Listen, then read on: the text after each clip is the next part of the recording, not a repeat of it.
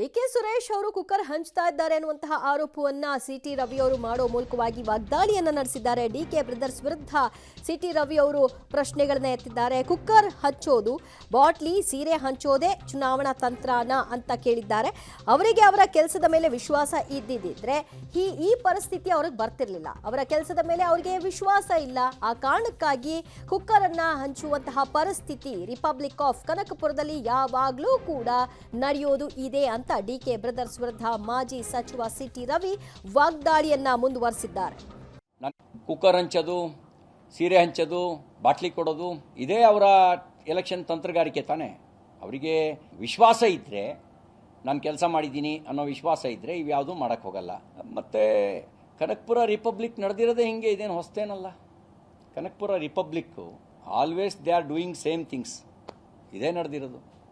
Cooker ಹಂಚೋದು, ಸೀರೆ ಹಂಚೋದು, bottle ಕೊಡೋದು ಇದೇ ಅವರ ಎಲೆಕ್ಷನ್ ತಂತ್ರಗಾರಿಕೆ ತಾನೆ.